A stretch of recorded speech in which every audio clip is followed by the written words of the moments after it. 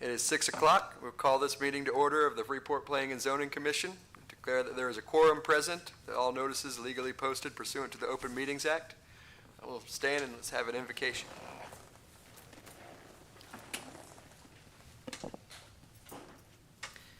Heavenly Father, we thank you for this community. We thank you for those who spend so much time, and we ask that you would bless the staff, those who serve it, those who volunteer.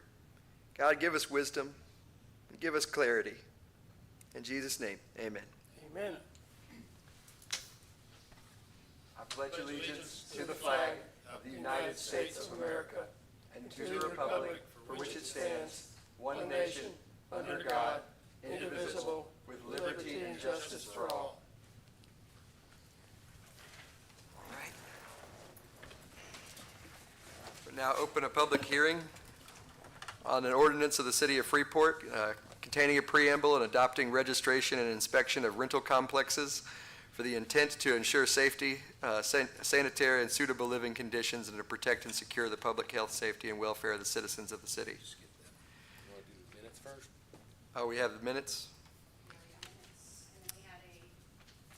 And then we got the replat. Well, I got the April 9th packet. Oh. Oh, there we go. You had a copy, there you go. There we go. Thank you. All right, well then let's go ahead and, everyone had a chance to review the minutes? Yeah, I'll make Yes. a motion, we approve. All right, motion to approve, Eric, seconded by Jim Second. Sacramento. All right, all in favor? Aye. Aye. Aye. All right, minutes are approved. Now we open a public hearing on the ordinance and allow for comments and presentation. Oh, this is a Mercedes replat.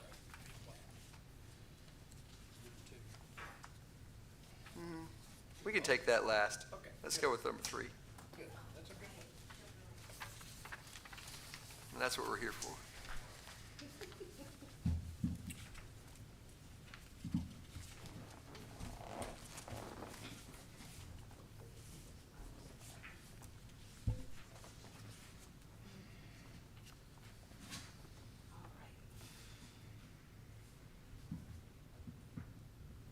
Good evening, Council. We are here for the public hearing for the possible adoption of the registration and inspection of the multifamily rental complexes. The purpose of this ordinance is to develop a process and enforce the minimum building standards and property maintenance codes and provide equitable and practical remedies for the violation of minimum building standards and property maintenance codes. The staff's recommendations is to possibly adopt and get, of course, feedback from you guys. All right. Is there a state law or something that's driving this, state or this international code that driving this? Or is it just independent? Is this just the city's proposed rules, or is there a state requirement driving this? Are you talking about the implementation of the rentals? Yeah. Well, we've had an increased amount of people who have actually been in rental Can you properties. speak up just a little bit? I'm please? sorry. We've had an increased amount of individuals calling and reporting problems with their current Okay. units. So we've actually taken the preamble of actually taking action Okay. and putting something together for enforcement. And this might help too. Brooks Bass brought it up in city council a few months ago, that this was something he'd like to see put in effect before his term expired. It's Okay. like, well, here we are pushing the door on that. Yeah. But he had some good points. Okay. Shelby, on this ordinance, isn't everything that's in this ordinance, can't you tackle under the housing and building and fair safe structures right now already? So what's in this current ordinance is mostly off the International Property Maintenance Code. Correct. So we do have all minimalized standards, and we also do slip in the state standards as well. So if you actually reference some of the amendments that I was actually putting in as in terms of the ordinances, we actually put in like heating, that's one of the state requirements as well. So it's kind of a mergence of the two. So other than the inspection itself, everything else can already be handled on one ordinance or another we already have in place? So one of the other ordinances that I already have in place is mostly for single families, that it's in, if they've been without utilities for longer 3 months, that's when they would need to come in and pay for a life safety inspection, and I would have to go out and make sure everything's up to minimum life safety standards in that unit. The ordinances we have in place establish standards, but not, Right. Not an Not inspection. an inspection itself, correct. yeah. I think it's a good thing. I've read through the whole thing, and I think it's a good thing. I really do. Could you kind of give an example of the charges and amounts added to each water bill for the rental inspection fee? And is it per meter or per complex? So I've actually gotten with the finance director on that, because some of them do have master meters. It will be in regards to unit numbers, and it'd be $5 per unit per month. $5 per unit per month. Yes, sir. How much per month? $5 per unit per month. Well, you know, Miss Casey, excuse me, when Casey was here, she mentioned $3 a month. So are we hiring somebody special to do this? Oh, yeah. So, If passed, I'm sorry, go ahead. if it's approved? So if this is approved, we need to be able to make this thing self-sustaining. We have to be able to hire an inspector to be able to go out and maintain the workload that is going to be presented to them. And right now, 37,000, which was proposed, which the $3 was going to be doing, we wouldn't be able to find anybody at that amount. Wow, okay. So who's gonna fund the rest of it, Yeah. taxpayer? Well, as in terms of that, we got to be able to make it self-sufficient. And then the only way we can actually do that is to make sure that we can afford the capability of person who can do the enforcement. Okay, so everybody, the city of Freeport will have to pitch in for the additional? This is only in regards to the multifamily complexes, 4 or more units. Okay. Right, but it's not, you're saying it's $5 per rental unit, with the units that we have in place only gonna bring a partial wage to be able to pay somebody. That's not gonna cover that. So who's gonna cover the rest of it?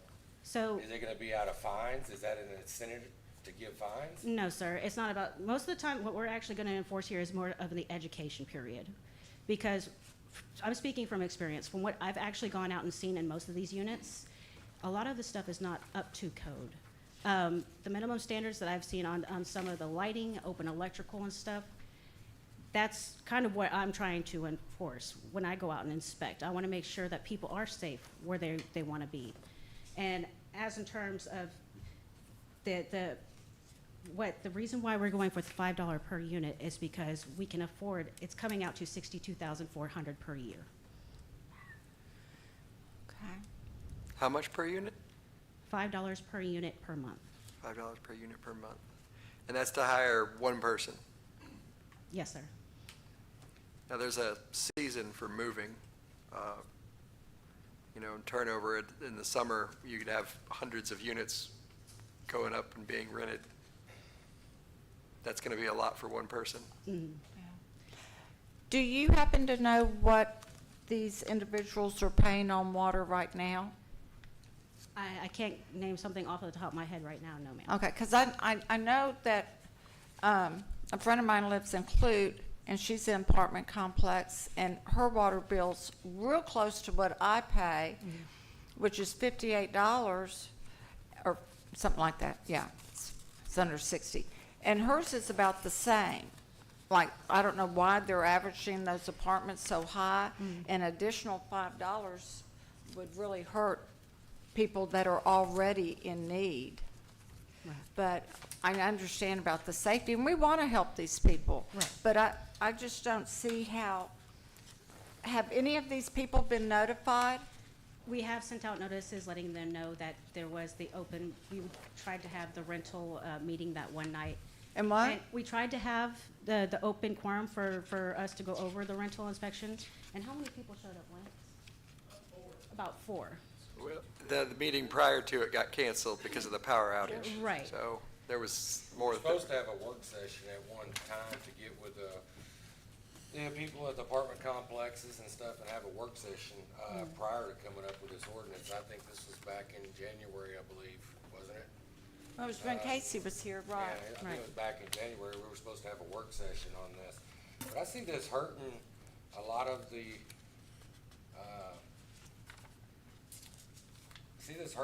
apartment complexes, especially units of 4, 6 units, you've got people, on here that they're gonna have to basically keep somebody on staff. A lot of those units are owned by individual, older, tired people. They don't have time to keep someone on staff. They don't have an office. I would say under 15 units, isn't even gonna have an office. So one of the things that was specified in here is that they would have the information of the individual, the owner, posted, so we can actually contact at any time if there is any type of major safety issue. Yeah. So, There's a proposed amendment concerning the names, too. Names are very subject to frequent change. You put a sign with a name on it, and then it sits up there for 10 years, and that's no longer the person anymore. Right? right, But a phone number, I think, is very reasonable. right. I think the monthly charge is reasonable. I mean, I do you're too. protecting people's health and safety. Yeah. If you don't inspect these units, what happens? You see that on the news all the time in Houston. People are living in these horrible places, and nobody does anything about it. I think free market pretty much will handles that. People live where they live because that's all they can afford. I've got units right now, 4 empty units in Freeport that are too expensive for most people to rent. So they're renting something in worse shape for a way cheaper amount. What do you think's gonna happen when we have inspections? It's gonna cause the landlord to spend more money. We're already got tax increases. Hold on a We've minute. got insurance. We're still in a public hearing, I believe, Right. but is there any comments or anyone who wants to, Mr. Matamoros, would you like to make a comment on this? I do, but I'm gonna, Well, then, please, sir, come to the microphone. I'm gonna refrain for right now. I just wanna hear y'all's conversation. Okay, so shall we close the public hearing then? 6:11? Maybe we can discuss this all under open Okay. meeting. That way he can have a chance to speak when he wants to, Yeah, unless you just have a reason to close. well, I wanted to give a chance for anyone to make a comment, but I respect that if you don't want to. Do you have any, I guess we don't want you to. No, it's like, I want your feedback. If Okay. you don't agree with something, let's try to work something out to see if we can actually, if we don't agree on the $5, what would we actually like to bring it down to? I'm So- afraid it's not enough. I think that 4 days, the 4 business days for Freeport and it says respond to request for a vacant unit inspection. Does that mean, what's a response? Is that we send a letter saying we intend to inspect it, therefore we responded? I think it should say complete, the inspection has to be completed. Within 4 days? But I think 4 days is unacceptable. I think That's gotta be 72 short. hours, and not business days. And that was on Just subsection days. D right there on Subsection number D, 26. yes. We had an ordinance similar to this in place prior, and it had to do with the electrical. It was tied. to do an electrical inspection, it was tied, and there was people going sometimes 2 months without getting their electricity And their turned food on. would go bad because the electricity got turned off, and then the renter's mad, the landlord's bad, but this is not, that's not the same program. Right.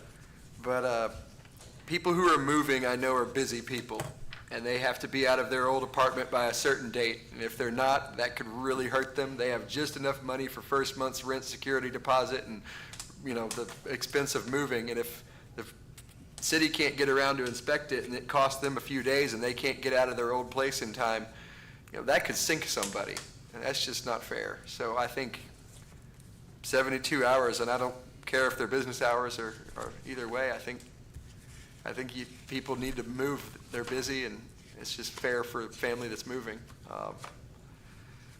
Then again, that puts greater strain on the city, and so my question is that $5 going to be enough? Is one inspector going to be enough? I'm worried about that. I did some quick arithmetic on that, and it comes up to $62,400 per year. Can we get somebody with salary, benefits, whatever else goes into it? I'm not sure what our I overhead is here. confirm that with the finance director with that number, yes, sir. Okay, and that includes benefits and whatever? Yes, sir. Okay. Well, that's good. Yeah. I mean, I think $5 a month is reasonable, but I'm not sure if one inspector, especially during moving season in the summer. Can I make a comment? Yeah. $5 a month to the people that are living in these apartments that apparently don't have that much money if they're staying in this type of environment already. the ones that apparently have been complaining. So it's actually charged to the apartment complex itself. Oh, to the apartment But that complex. So, and then they could possibly push it on That to the cost is consumer. gonna get pushed on. Yeah. It Yeah. means the Yes, landlord, so I any cost just, gets passed on. yes. Yeah, but what I'm saying is that I have a trouble with this because you have 20 of them listed here, and what is that, 1,040 apartments. And I feel that we ought to be more prudent on this and have at least some type of a get-together with all these people to get their input, and the ones that are suffering, to get their input, because this is a lot of information here, and I feel uncomfortable making a vote when it could affect people in a bad way and then also in a good way. Right. There is a phased-in and educational Huh? period. It doesn't fully phase in until 2027, Yes. but because of that, just to get people educated in it. But I hear what you're saying. Yes, yeah. Yeah, the compliance wouldn't be until what, 2029? If Yeah. it goes into effect January?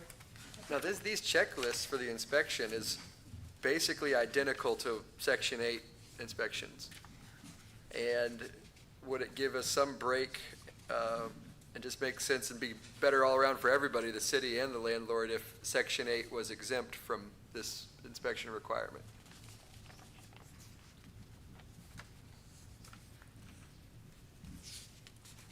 We can make that determination if you guys would like. I could put that I in can't there. hear you, Shelby. I'm sorry, I can make that determination. We can put that in there as in terms of Section 8 being excluded. But as in terms of enforcement, we would, I personally, me being an inspector, if I go out and I've seen things that possibly Section 8 could have missed. I've seen single ground rods on multiple meters, which is an absolute nightmare to deal with. But that was code prior to the new electrical code. That was code back in the day. Correct. And unless there are electrical changes, you can't force those people to upgrade those things. See, that's the standards of me, but when CenterPoint goes out, that is one of the CenterPoint Speak up, standards. please, I can't That's hear one you, of Shelby. CenterPoint standards. CenterPoint would require a ground rod for each individual meter. So I go out there to educate. So as in terms of them, I would sit there and say, it conforms to what it was when it was originally built, is legal non-conforming. But then CenterPoint can go out and say, no, we will refuse to turn it on because they don't meet our standards. Did they start doing that all of a sudden? Um, Because that's not been their guidelines in the past. I have actually come across it. Here in Freeport? Yes, sir.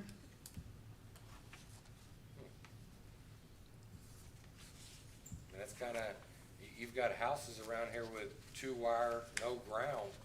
Are you gonna make someone rewire a whole complex because it's in That's two-stranded why- wire? Legal non-conforming. I address the things that are minimum life safety. If I see open electrical, which I had a open electrical box in a laundry room on one of the ones I just went out to not too long ago.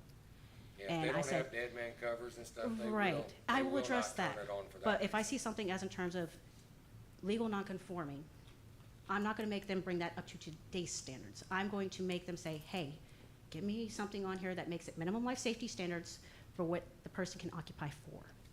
And that's the point of the checklist, though, so we can go over and say, there's no open electrical, so we don't have kids sitting there putting forks in electrical receptacles and things like that. So do you know how many units are Section 8 in Freeport? I do not know, no, sir. That's why I say I have to do my due I diligence think and take a there's look. several complexes, and that's gonna cut your wage down to probably less than $20,000 to be able to pay an inspector at that point. True. But Section 8 does currently do checklists, and it's almost identical to the one that you printed. It for is. Housing. They did come up, they have a new 2024 one that is going into effect with heaters and, O2 sensors for the, gas that good. went in, that was implemented this year. But, that's one thing I did wanna mention, and I think, I'm glad Andrew brought that up, is because the current inspections, once you do them through Missouri County, you're already covering all that. So it's an extra burden to have them and force somebody to go through 2 inspections versus 1 inspection that they're already doing through county. Right, And they're gonna, depending on who's doing the inspection, you're gonna have some discrepancies. People are gonna miss things. Right. And the city could miss something, the Section 8 person could miss something. Right. But it's all just because, one inspector did a inadequate inspection once. I don't know if that's worth making a rule for, they now have to get inspected twice. Right. But, yeah, I think that just would lessen the burden a bit, and maybe even incentivize some Section 8, which would be nice. I think we don't have enough Section 8. We have a lot, frankly. Hell, mostly J-Buck and, so 72 hours to complete the inspection. Exemption for Section 8, if that could be done. What is an impermeable, or what is an all-weather surface? Can you say that? So pretty much that means the rain cannot penetrate through it. So that would mean concrete, Rotomill is one that we can use for parking. It's a more cheaper substance for parking. But no gravel or, No. and at that Asphalt. point, then you get Velasco drainage in it because you have less impermeable surface. You're not keeping water on your property and you're pushing water everywhere. what about paver stones? I mean, I'm just thinking, I what, mean, shell and gravel were always acceptable in the past as a substance to park on. gravel It's can much be cheaper. done, there's a right way to do gravel, and there's a Right. lot of wrong ways to do it, Oh, yeah. but, okay. I can show you a number of alleys done by the city. Property in clean and sanitary condition what's the definition of clean and sanitary? Free or clear of clutter and debris. That's all I can say. So if you need a definition for that, I can come up with one. Okay. They talk specifically about vermin and rats as being a no-no in that section. Just as far as being clean, it's hard to tell other than the inspector's subjective observation. And now that I've said inspector, is it possible that you can hire one extra person, but you could actually have 2 or 3 people in the department that would be available to do inspections during these high turnover times during the summer? Or is it just gonna be one person only? We actually have one position open now. Okay, This would be adding a second inspector. but would multiple inspectors be qualified to do these rental inspections? Or is it just gonna be one person that has to do them all because he's the only one trained, he or she? We can do one designated and we can also do cross-training. Okay, because I think that's what would really help with the problem that we heard about, or the potential problem, that during the high turnover seasons, like the summer, when school's just out and school's just starting, if you gotta get somebody out there to do a whole bunch of them in one day, Yeah. it'd be good to have more than one person do it. They're able to do it, okay. So,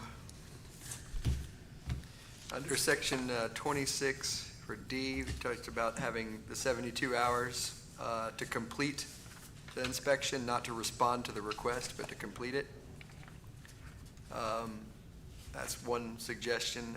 Section 30, under posting. I think posting a telephone number is good, but the names are subject to frequent change and probably then causing potential confusion. So a phone number is good. Also on posting about, they would be required to post a copy of the IPMC on site for review by tenants. But you have a fourplex, there's no office, there's no indoor common area. How do they maintain a copy of the IPMC for review by tenants? So what believe it or not, what the International Code Council has done, they actually have QR codes now to where the tenants can actually use a QR code to scan with their cell phones, so we can So there's post. just a sign with a QR code? We can post QR codes out there, yes, sir. Okay. That makes sense. So somewhere in there was a note that, the first inspection is free, which I guess that means it's covered under the $5 per month. First and second inspection. is Yeah, free. and then after that, if there's more re-inspections, how's that gonna be charged? So We don't come across this very often. Yeah, wouldn't Usually when expect it's, it. yeah, so, how much is the re-inspection fee? Is it $25? It's a $25 fee. So supposedly I go out there and meet with the contractor. Yeah. I tell them, okay, this is what needs to be done. I go out there again, it's the same thing, and then at that third time, then a fee will be assessed. Okay. So several of the things I saw on the inspection sheet could be done by the apartment's maintenance person. But it calls specifically for only licensed contractors can do this work. Is there, Yeah, I was looking at that. Says where applicable, I believe, and Where- that would be under plumbing or electrical. As Anything required by else, you state can- law, yeah. You can kind of be registered as a maintenance supervisor, and you can pretty much will do all that. You can change out a light socket or receptacle as a maintenance supervisor. You can change out a light plug, hot water heater. Yeah. Their maintenance people would pretty much will handle that themselves. yeah, I was looking at the wording in section 27, down under B3. What page? Yeah. Section 27. Requiring licensed Operation of apartment contractors. complexes, requiring that licensed contractors be used for all applicable repairs. 7B. And to my mind, that wording rules out very much maintenance being Maintenance, done yeah. by an employee. Okay. I think applicable repairs could be, we added onto that as required by state law. Because that would kind of define it then. That would be like if they're, once they kind of get their electrical and plumbing inspections and their occupancies, once that's going, a maintenance person can keep up and Sure. replace things as it goes. Sure. Now, if they have to change out a particular line or add an extra circuit, Yeah. that actually has to be done by a licensed Licensed electrician electrician, yeah. at that point. That's That ma- already though. that makes sense, yeah. I think that's what it is intended to be said here. It's just to make it clear, you could put as required yeah. by state law. We've learned it gotta be clear. Oh, yeah. Now, section 28, number 1, staircases and handrails constructed such that a 4-inch spear shall not pass between the balusters. Balusters? Oh, that's a typo. That's the up and down sticks. Oh, okay. I was trying to understand what it was saying. Yeah, handrails, guardrails, whenever you have the balusters in between, a 4-inch sphere cannot pass through because children like to stick their heads in random places. That's a good idea.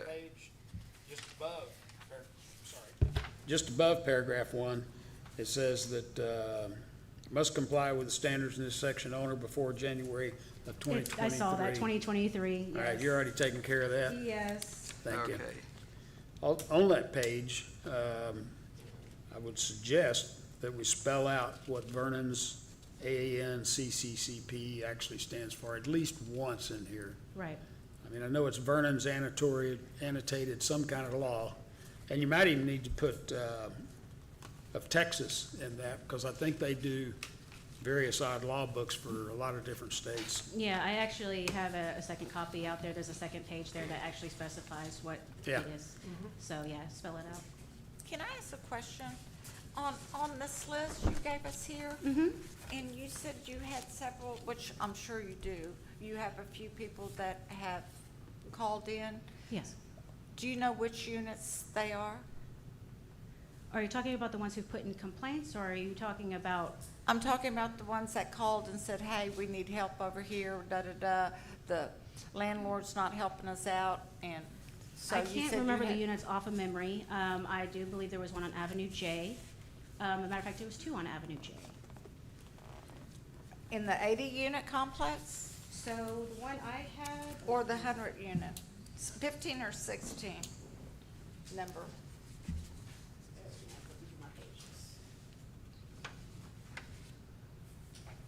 On multifamily list.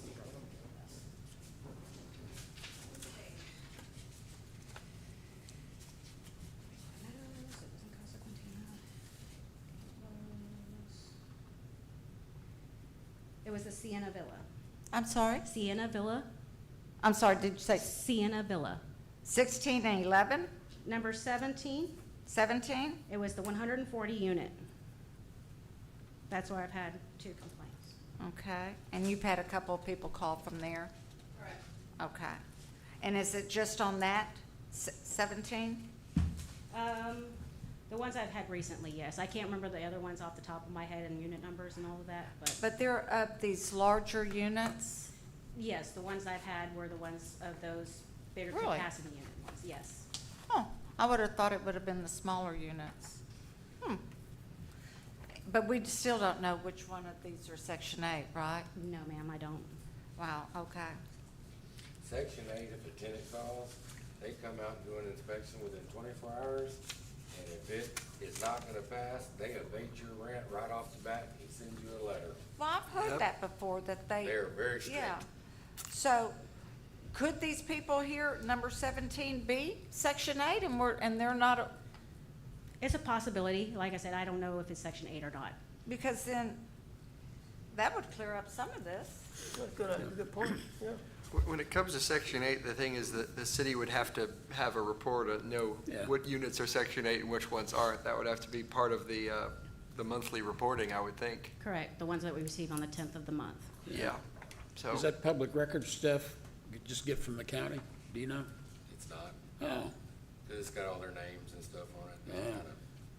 but if you told the landlord they would be exempt for Section 8, they'd be incentivized to tell you it's Section 8. Yes.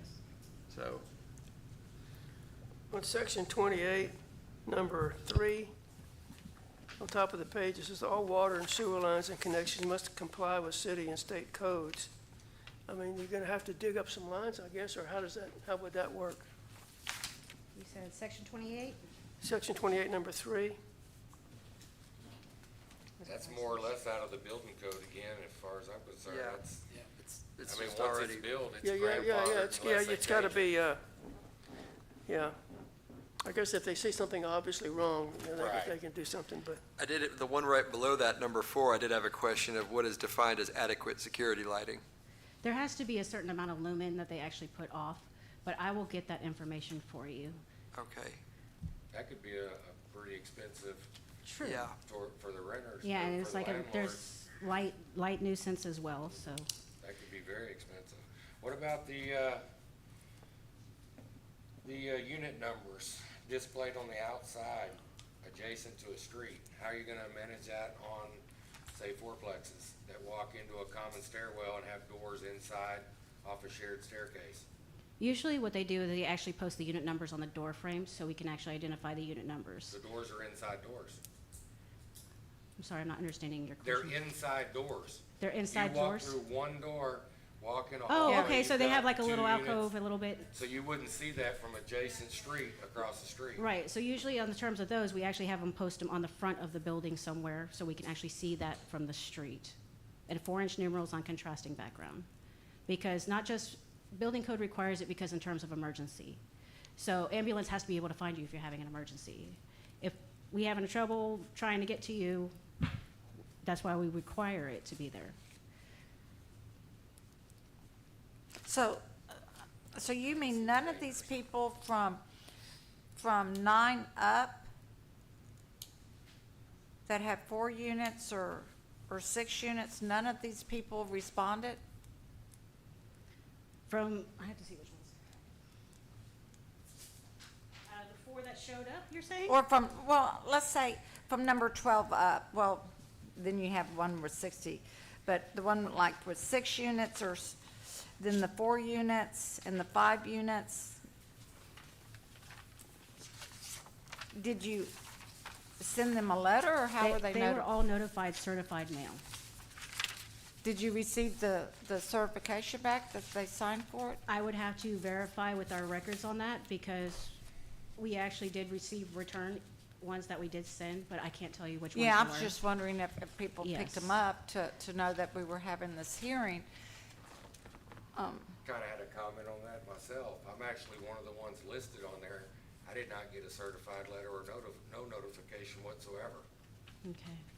So I know we were actually sending out certified mails and we were actually doing phone calls and we were doing pit stops with code enforcement as well to actually make notification, but. Let me tell you what happened once before, when Casey was here, I'm not saying anything bad about Casey. Right. But I had gone to her office and, because we don't know if they were called or if we got the letters back or this or that she was using sticky notes when people would call in, and you can verify that, Yvette. People call in for a complaint, she was using little sticky notes, and she had sticky notes all over her desk. And I asked her, I said, well, how can a sticky note go in somebody's file that you're going to file a complaint on a citizen when you send out, you know, a certified code complaint? And when that resident comes to your office and they ask about that complaint, well, all she had was a little sticky note. I mean, and so y'all finally went to Carbon, when somebody called in, so y'all have record of it now, is that correct? We actually went electronic. Huh? We went electronic. I'm sorry? We went electronic. We have Citizen Serve where the customers can go into our city website and file a complaint if they would like. Okay, well, you must have done that recently, is that right? October 1st of 2023. No, because when I went to her office, when I received, you know, about my little deal, but my point is that, I just want to make sure that these people Notified? know what's going on for their tenants and for the landlords themselves, you know, and it'd be easier, I feel personally, to hear their input on all of this instead of passing something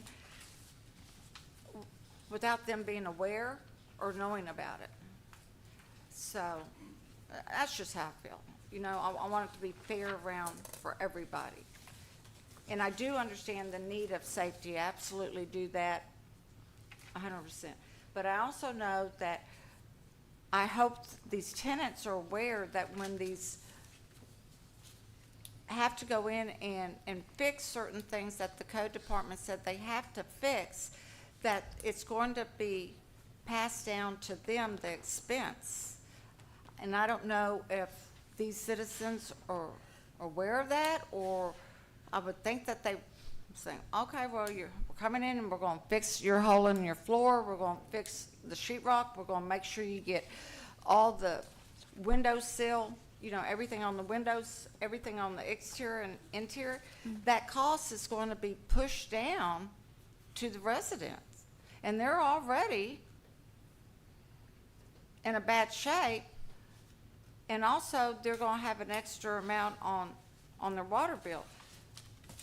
And we want them to be safe, but a lot of them stay where they are because they can't afford to go anywhere else, which just breaks my heart. So it's kind of a catch-22 here is how I feel, guys, without having more people here to get their feedback. That's all I have to say. Thank you. In your northern states, the cities would come up with a housing department that they would kind of do something to help that out. If not, you know, you may have a lot of units that fail. You may have some landlords that bring them up. Some may opt to leave them empty. I mean, they could do that. Then what do you get? You get more homeless. I mean, Oh, wow. we're already having a problem with that. I mean, all these costs are going to trickle down. So ultimately, it could affect people becoming homeless or not, because these costs will trickle down to these people that are in these units. Low standards have a cost all their own. That's true. Yeah. Is your department adequately manned at this time? Not yet. Not yet. We're contracted with a third party. So we utilize a third party for some of our inspection as it is now. They do help with some of our ordinance revisions and things like that. So we do have that source to reach out to, while we're trying to fill the current position and the future position possibly. So, but we do have third-party It's just a inspectors. back-of-the-napkin calculation would show that whoever's doing this better be the most go-getter person in the whole city staff. Oh, yeah. Because they're Yeah. going to be busy, and especially certain months of the year. Yes, sir, and I would expect during those months, if we have 2 inspectors on, that we'd reach out for the third party to handle our normal stuff and utilize our in-house to do to do the inspections for the rental inspections. Okay. At what added cost? What would be the added cost? The fees are different for whatever the third parties utilize for, whether it's plumbing, electrical, whatever it is that we call them for, plan review or anything like that. So their pay rate's different on whatever the services that they provide for us. So it just depends on what comes in. Average be what, I don't know. $75, $100? $105. $105. Yes, sir. This whole thing does not imply that we're trying to make people make their apartments luxurious. This is just minimum standards, the way I look at it. It is? I mean, this is just It's decent. IDMC standards that we already have adopted, yeah. This is decent living conditions. That's all this is promoting. I don't have a problem with the standard. It's, I'm just worried that will we have the manpower? Will we logistically be able to pull it off in a way that will not put a family that's moving in a bind? Yes, sir. Mr. Matamoros, you want to come?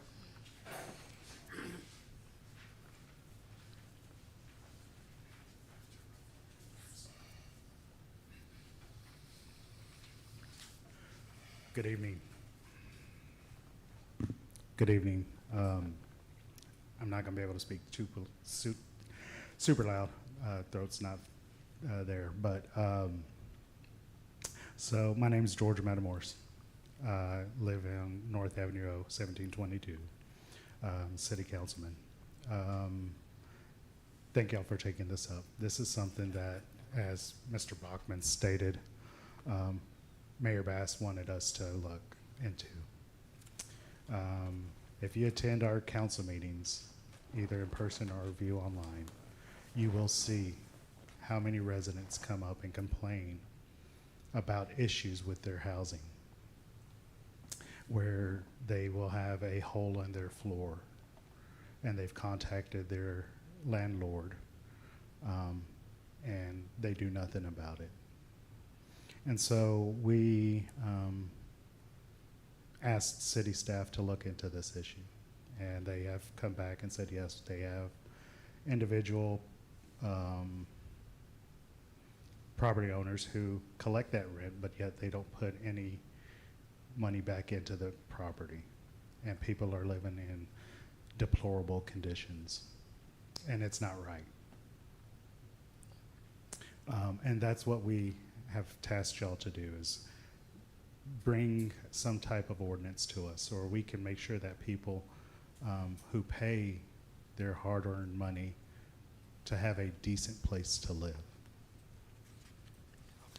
We have too many, and this is probably not the term I should be using, but I'm going to use it anyways, slumlords who have property and they just want to collect that rent, and they may have been collecting it for years, paid off the property, but they don't want to invest in that property, but yet they're sure enough ready to evict somebody the moment they don't get their rent.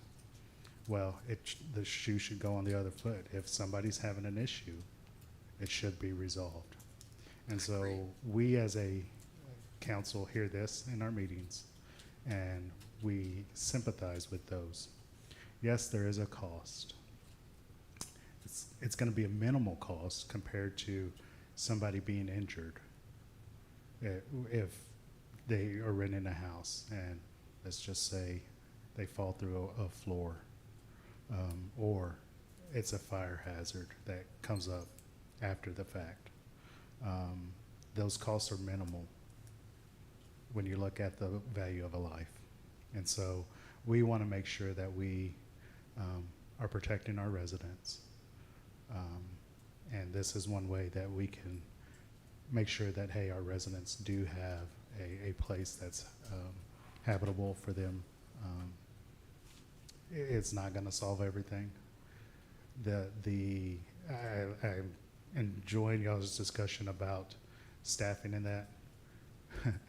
That's going to be a headache that we as a council will have to bear. But we are willing to take that up to make sure that, hey, the residents here in Freeport have a place to live. It's not going to be luxurious, but hey, it's not going to be a pit. And so that's just what I wanted to state. Thank y'all again for taking this up. I'm sorry. And it's Do- not him, it's me. I could not understand a word he said because of my ears. So what all did he say? Basically. Basically, he said, pass it, it's the right thing to do. That what? Pass this thing, it's the right thing to do. It's the moral thing to do. And the city, Bottom city line. council will worry about how much to pay and how many people to hire. Well, yeah, but the thing is, if you can't do every unit on the schedule, you're still doing some good. You know what I mean? Yeah. You don't have to follow, you don't have to have this thing staffed so that you can do absolutely everything on a particular timetable. If Yeah. you do some of it, you're doing a greater I good. think, though, that 4 business days is just not acceptable to a family that's moving. Oh, yeah, that part, yeah. And that puts a greater strain on the city, greater strain on the staff. Yeah. But I don't think that 4 days is reasonable. Especially not business days. So I would like to see Section 26D changed to the city of Freeport. If the city of Freeport does not respond and complete the request within 72 hours, then the unit may be rented. That's one change I 72 propose. hours. Yeah, that's Section, a swing and a miss. yeah. Section 30, about on posting, requiring a phone number, a QR code, perhaps but requiring a name, given how the names and management companies are all subject to frequent change and managers are subject to frequent change, I don't think that's necessary. It might introduce unnecessary confusion. But a phone number is good. And I would like to at least explore the possibility of an exemption for Section 8. Those are 3 things.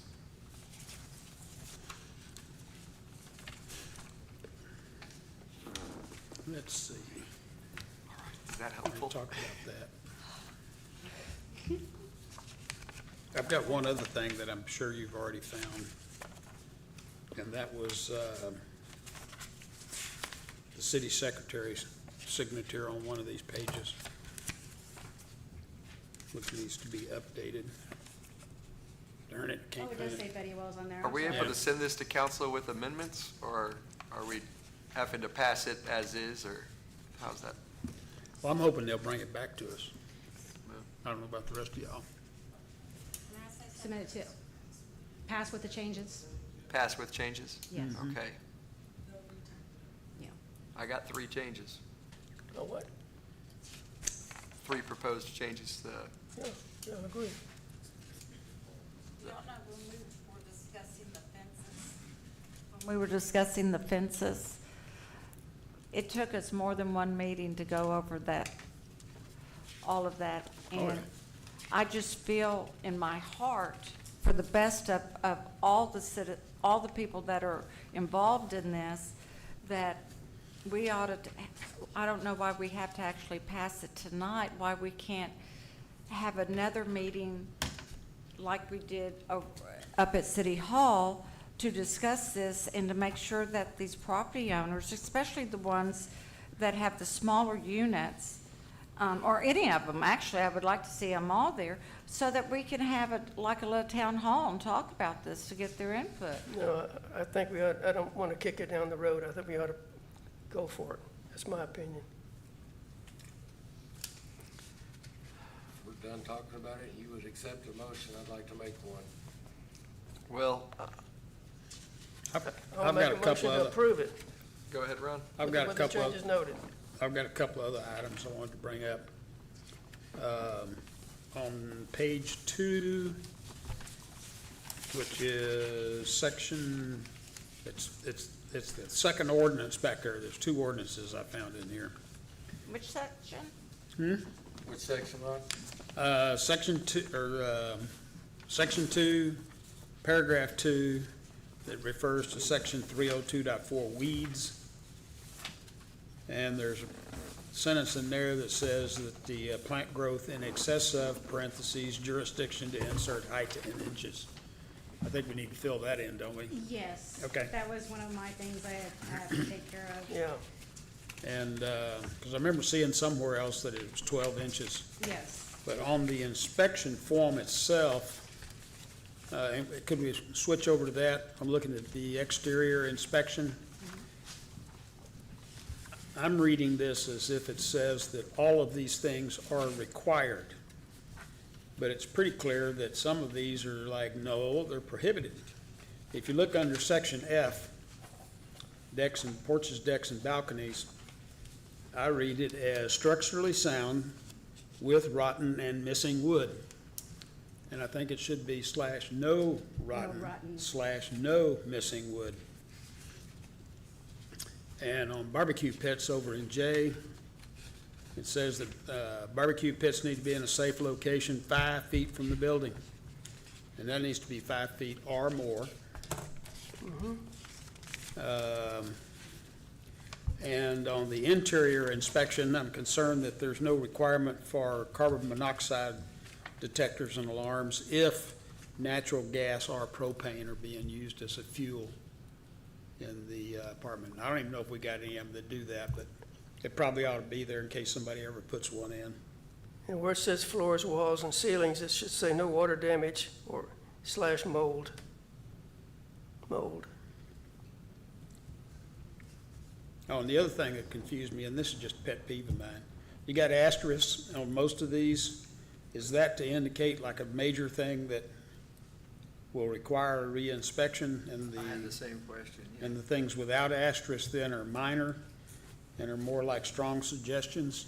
So, yes, so as in terms of the asterisks that we have in there, those usually actually pertain to major life safety things. So like when the windows need to be operational, we have to make sure that they're good for proper egress. So Yeah. yes, it does.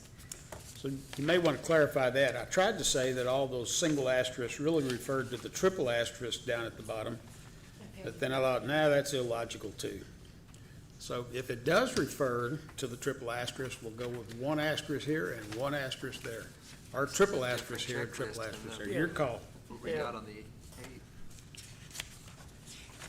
Sorry, I used to be a coder, and you couldn't have a period, a comma, a /, nothing out of place. Well, there's no defective interior surface. I mean, is a cracked Formica countertop a defective surface? I think it depends. I mean, How bad is it? it's the definitions, the devil's in the details. Yeah. Right. What is a defective surface? Usually defective surface that I actually do would be in regards to like floors, mostly tripping hazards. Or yes, if there is like sharded cabinetry and stuff, but Proper outlets to the bathroom, does that mean they have to have a ground fault switch? if it's within 6 feet of the water source, Yeah. Okay, Yes. but a lot of your older properties don't have that. That wasn't code before. Yeah, kind of, are y'all gonna require them to add a GFI outlet if it's there next to the sink? or if it's right bathtub? next to the sink, I actually tell them that, yes, we need to have it GFCI because, you know, as women, we like to use hair straighteners Yeah, and stuff. So we would like to actually have it reset, and of course, they can do it Sure. through the breaker, or they can do it through and the is receptacle. that something you would allow a dependable employee of the apartment to do, or are they gonna have to call in a contractor, an electrician? So usually in terms, if we were actually touching or breaking into any of the systems, it would need to be done by a licensed electrician. Okay, just taking screws off the wires, putting the oven back in. And I'm not opposed to You can't do that. that because most of those would have 2 wire, wouldn't even have a ground, Well, that's true, it's 2 wire, you don't have a ground, they gotta run a new cable. Right. and that would be very expensive. And it And gets a lot of another these safety houses issue. are still on the old knob and tubing. That correct, they are. Oh, right, I I have love that several of stuff. them on knob and tube. Not to get too granular, but, free of tripping hazards, how much rise or sink in a concrete crack is considered a tripping hazard? Can you talk about it in centimeters and inches? Free 3/8 of of tripping an or inch. other hazards on sidewalks and driveways. Well, we all live on clay soil. It's gonna crack and move. And that depends on how old the occupant is. Yeah, I it used to depends be on the able- occupant. A tripping hazard for you might be different than a That's tripping right, hazard for I me. used to get over 3/4 inch gaps, but now it's like, yeah, maybe a little less. Well, folks, there's a lot of definition questions we can go around and round all night Yeah. on. But that's some of the main things that I was looking at. I got three proposed changes. Correct me, I'm gonna go through each one. First one in section 26D, change that if the city does not respond and complete request within 72 hours, they lose the right to inspect it, essentially.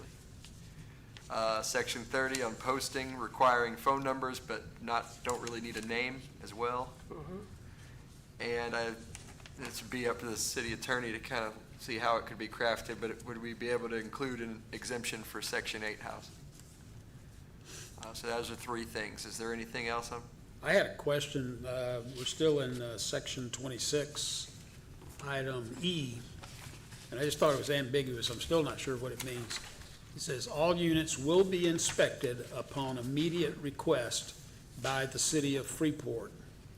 So is the city of Freeport putting in the request or somebody else? So believe it or not, those are the customers who are actually putting in the complaints about mold. Huh? Or those are the customers who are actually calling us and contacting us about deficiencies in their units. So like the mold issue. Okay. So we responded to that one. So can we clarify that the request comes from whom? And that the city will then respond or take care of it or get the inspection done in 72 hours? Because the way I read that first time, it sounded like the request came from the city of Freeport. Yeah, and here it says 4 business days in section D, but then in E, it says up to 72 hours to inspect the unit before move-in Yeah. for extenuating circumstances. Now, would extenuating circumstances be staff called in sick? What is extenuating circumstances? 72 hours is 3 days. Yeah. Excuse me. I think that's pushing it for a family that's moving to have to wait Oh, 3 yeah. days. That's really pushing it, but Yeah, one can only hope that the apartment they're moving out of, their move-out date is not, that they're going to a different apartment, that they're not all changing people on the 15th or the 1st of the month. That, an apartment comes empty and, it'll be ready to be occupied in a few days, and that wherever they're moving to, it may be empty now and they're holding it for them until they can get there on Monday. I think part of the education process needs to be to tell landlords that not to wait to clean up a unit until they have a tenant comes in, but do it as soon as the other tenant moves out, it's time to get it turned Correct. around, because that would help, but then again, you can't, that's not gonna happen. So those are the 3 proposed changes we got. Yeah, Anyone want to move to previous question and take a motion? Yeah, I will make a motion that we approve it, and then maybe With the make changes. the corrections and then send us a copy. Okay, so we have a motion to approve with the changes proposed. Voted, correct. And then we'd want to be sent a copy to make sure the changes are as discussed. Do I hear a second? What- I'll second that. Wait a minute, are Oh, we go ahead. voting to approve this? Yes. Approve With it the changes we're With the talking about. changes. Are we not going to give it more consideration like we did with the fences?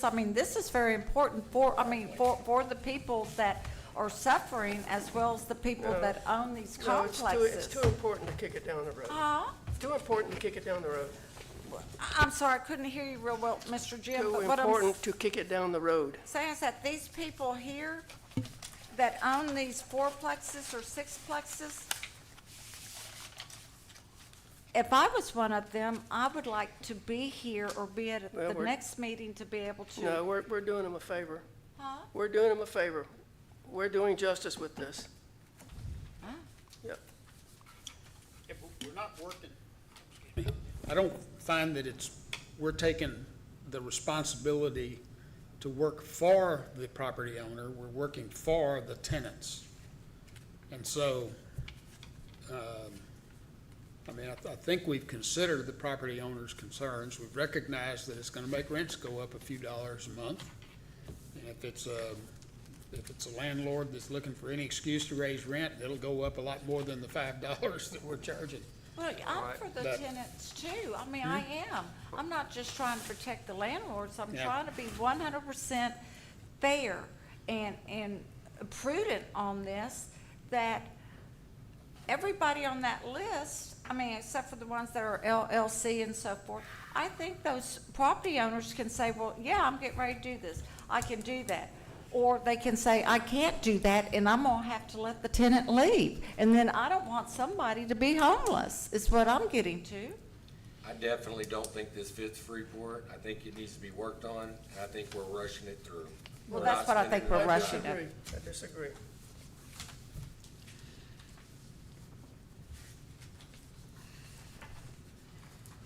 Motion and a second.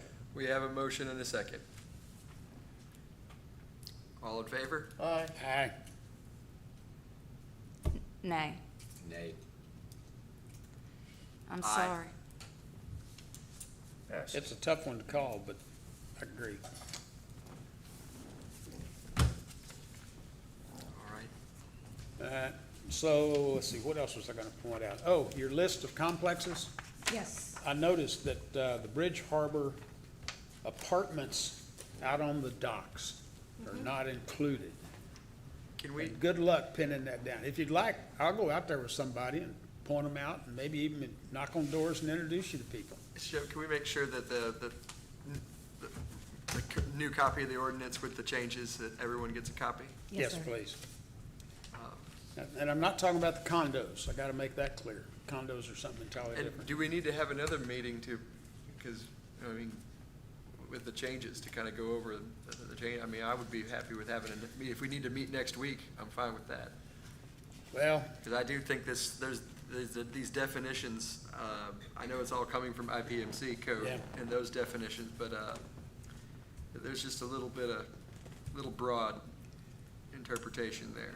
yeah, I can't meet next Tuesday. I've got another commitment that's pretty important.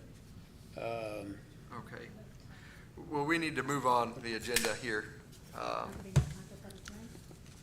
We're going back to agenda item number 2. This is, Sorry, can I get the vote on that? I didn't. it's 3-2.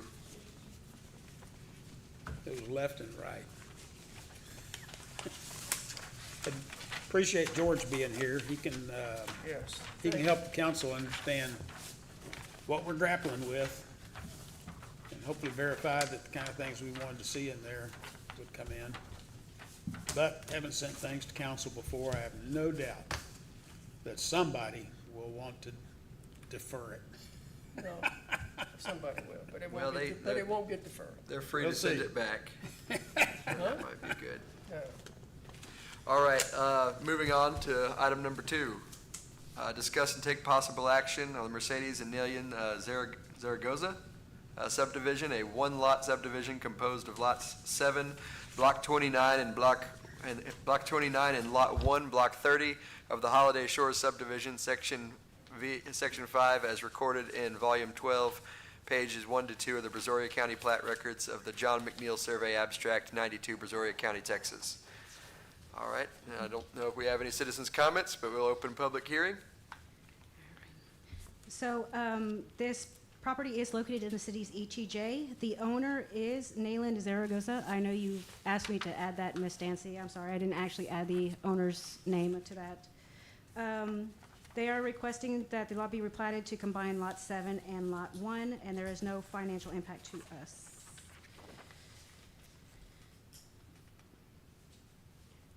There's looks like there's a overhead easement and a utility easement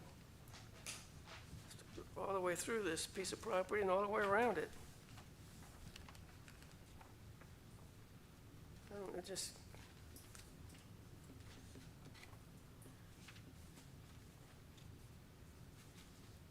Looks like the area. it doesn't. I couldn't read that fine print. I even used the magnifying glass that we got But that, some it months doesn't, ago, a year ago. doesn't preclude, you know, Yeah. anything, but just keep, just interesting. Yeah, I don't mind merging them together, same No. owner. They know what they're doing. Yep, and hopefully he's got the good sense not to try to put a slab right in the middle of this if there's easements there. All right. Well, if that's all the discussion. We can close the public hearing at 7:04 and entertain a motion. Make a motion to approve? I'll second it. Motion made by Eric, seconded by Rob. Mr. Bachman, all in favor? Aye. Aye. Pass unanimous.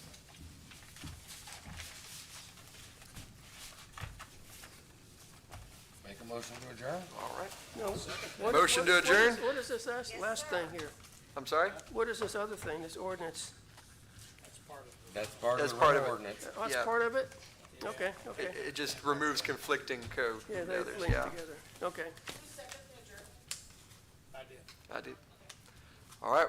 All in favor of adjourning? All right. Aye, all right.